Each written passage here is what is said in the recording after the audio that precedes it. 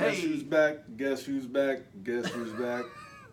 Welcome back, episode 3 of Jake in the Wood, talking all things SU sports, and pretty much that's it. That should probably be it. Yeah, that's it. Yeah, just SU sports and sports in general. But anyways, we're excited to be back. We are still living in the,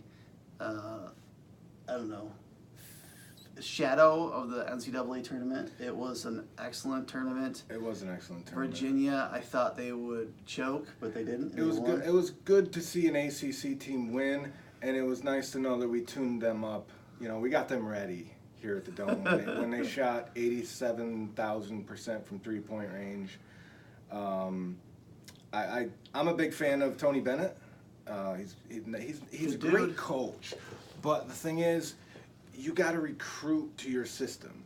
And one of the most impressive things that I saw when they were here at the Dome was at the end of the first half, when guys inbounding the ball, there's 35 seconds left, the clock's ticking, and he holds on to the ball.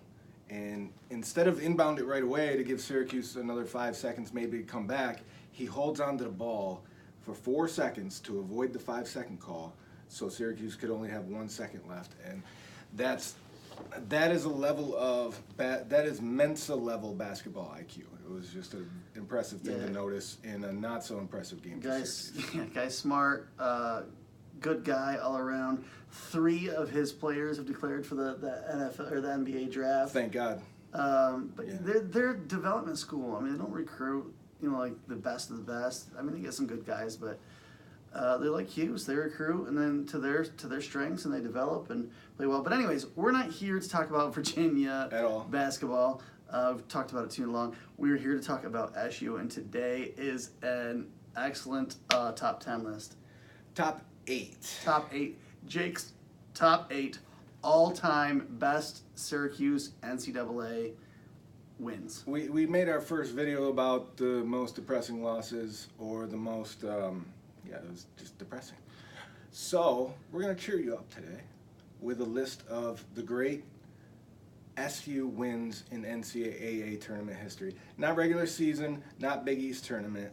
Yeah. And we are also not going to be the Captain Obvious show. Yeah, we're excluding one. He's Captain Cuse. What we don't want to be Captain Obvious. Obviously, the number 1 win is a national championship. Yeah. So let's not be the water is wet people. Let's start out with number 8. Number 8?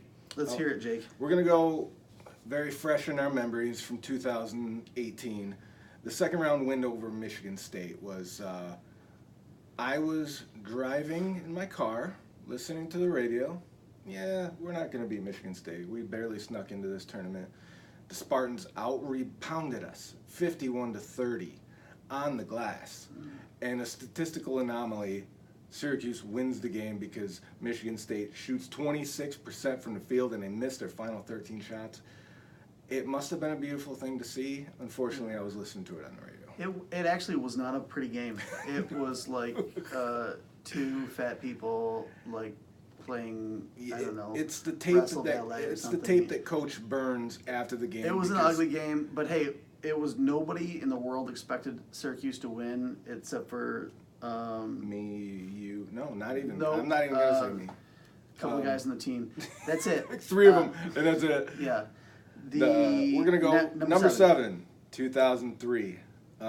We can pick every win from that run. It was amazing. But I went with Oklahoma State, Sweet 16. It's an improbable win over Oklahoma State because Billy Edelin's your leading scorer with 20 points. The bench comes in and scores 30 of the 68 points, and everything was pretty improbable. Jeremy McNeil has insane blocks in that game. That's what I remember. We sped it up. The Big 12 was supposed to be the conference that year, and and Jim Boeheim stole their lunch money. It was awesome. Going into that tournament, the Big 12 was, we're the best conference in the nation. Syracuse won the Big 12 championship and a national championship. Yeah. Number 6. Number 6, 2016. We are a 10 seed against number 4, Virginia. We were lucky to get a 10 seed at that, too. We were more lucky than, Yeah. And we're down 35-21 at the half. We're down 56-43 with 10 minutes to go, and somehow Boeheim puts the press on. 21-2 run. Malachi Richardson turns into James Harden. Dribble, step back three. And, his draft stock improved from like 2 games. Yeah, that and the Gonzaga win of that same tournament. Yeah. And the I Tyler think that, Lydon block in that game. I think that helped get what's Paid it? him 5 more years. Well, no, the other coach. Yeah, I was just about to say that. Actually, I was about to say Mark Mike. Few? No, Mike Hopkins to get a better gig. Yeah, maybe. Yeah. So number 5. Number 5 is 2003 versus Texas. That's Big 12 Defensive Player of the Year. Texas had Brandon Mouton, TJ Ford, who was lightning fast, considered by many the Player of the Year that year. James Thomas played many years in the NBA, was a big thug in the middle, and the Big 12 Defensive Player of the Year, Royal Ivey, talking all that smack. I'm going to shut down Carmelo. And Carmelo used his face to wipe his hindquarters. Yeah. 33 points, 14 rebounds, Hakeem 3 steals. Warwick dunked, like, I had a screenshot on my computer for several years of him dunking on basically their whole team. Royal Ivey. Yeah, it was awesome. Hakeem Warwick literally put his schwans on Royal Ivy's face. And there is... Number 4. Yes. I call him the fisherman. He tends to reel me in a little bit here. I want to go a little honorable mention before we continue. Yeah. I've tried to keep these lists after Indiana, more recent. But honorable mention for the first Final Four for Syracuse is Royce Runtz. Rudy Hackett averaging 22 and 13 that season. And another honorable mention, 96 beating Kansas. The Paul Pierce, Rafe LaFrance, Jacques Vaughn. That team was loaded. Yep. And 2003, the Auburn game. We had a comfortable lead. Jerry McNamara gashes his face, and Boeheim yells at, "Stitch him up and get him out here!" And he's got this big pad on his face, knocking down threes. And we ended up winning by 1. But the final score was much closer than I think that game was. But all right, number honorable 4. mentions there. Those are good honorable mentions. Number 4, 2013. This is personal for me because I spent some time in Indiana in my youth, and Indiana was the number 1 team that year. Number 1 team, number 1 seed. I don't know if they did number 1 overall, like Virginia lost to a 16 seed the year before. They were the number 1 overall. So I don't know if they were doing that at the time, but Indiana was a 1 seed, talking smack about the SU zone. We're going to break the zone, and we broke their face. And Syracuse won 61-50 over the number 1 seed. Indiana shot 34%, and that was just, I remember a lot of these lists are all subject to me or you. Maybe you think differently. Maybe you were somewhere else where one of the honorable mention games, and you remember it. But that to me was not as sweet as number 3, because number 3, Elite 8 win over Marquette. Revenge from the over and back call the year before. Not only revenge, but we held Marquette in 2013 to 39 points, which was an all-time low in the shot clock era. And this was really the rise of the zone. I mean, ESPN and everybody's talking about our zone, and more particularly Michael Carter-Williams being a 6'6", 6'7" point guard at the top of that zone. 12 points. I think I forgot that game. Wow, that's excellent. Yeah. Oh, it was. I remember exactly where I was. I was in Little Falls and having a good time out there. Having a good Okay. time. Yeah. Number 2. Number 2, and you can switch this with the Texas game. Maybe that's your opinion. But number 2 for me is 2003 Elite 8 victory over Oklahoma. I think you just hate the Big 12. We hate the Big 12. I mean, we won the Big 12 tournament and the national championship. But it was Dickie V, Hollis Price in Oklahoma, blah blah blah, and then he shot 3 of 17. We beat him by 15 points, and this holds more of a memory over the Texas game because this is the game that got us to the Final Four with that team. Yeah. It was that win that a lot of us went, okay, they could win it all. Yeah. Because I remember Texas winning the Big 12 championship that year, and being like, wow. And actually, Dwayne Wade, Marquette was the other Final Four team, and Kansas absolutely humiliated them. I believe it was 32-point win for Kansas, and it was like It was the conference championship. They got the conference tournament championship.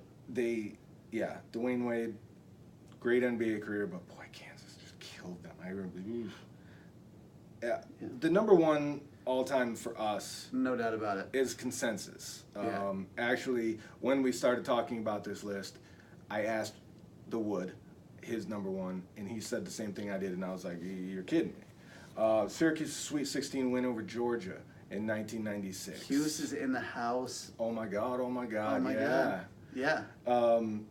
In overtime, though, I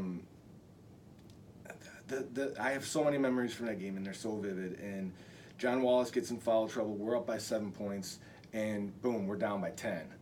And Jim Boeheim, Lazar Sims, and I've said before, is one of the greatest pure point guards to ever step foot in Syracuse. Controlled the game, knew when to get guys involved. This game, he knew when to start shooting and hitting threes and bring us back. Jim Boeheim puts John Wallace back in there with 4 fouls. And actually, to send us to overtime, John Wallace was the inbound passer to Jason Sapola, who hits the baseline shot. Everybody mugs him. Oh, yeah, there's still 5 more minutes. But the rest of that overtime was back and forth. People will say Duke and Kentucky is maybe one of the greatest college basketball games of all time. But this one is right there, especially for Syracuse fans. Because if you were visiting from another planet, I would put this tape in and say, here, this is what basketball is. And John Wallace hits that running 3 at the end. Big John. 30 points, 15 rebounds in that game. My memory of that is sitting there with my father watching the game and not jumping off the couch, literally levitating from the couch. It was a magical moment. And running out the back door into the snow. It was a magical moment. It was it was the number one. Where were you during that game? Where were you? Yeah, comment below. Tell us what you think. Tell us we suck. Just comment. Yeah. And like the videos here at Jake in the Wood. And please, let's get a little back and forth if you think this list is hot garbage or the hottest thing you've ever heard. Genius. That's me though. Yeah. Anyways, right back at you. We love this. We're gonna keep doing it, and we're having a lot of fun. We want to have a lot of fun with you. We need just banter with us a bit. So next time we're gonna talk a little NFL draft, perhaps. NFL draft. Perhaps a little NBA playoff action. Yeah. The thing about the NBA playoff, and now that Boogie Cousins is hurt, it opens it up. But the thing about the playoffs is hand the Warriors the trophy and get to July 1st. No, save it. Anyways, we'll talk about this in the next episode. Hasta luego, everyone.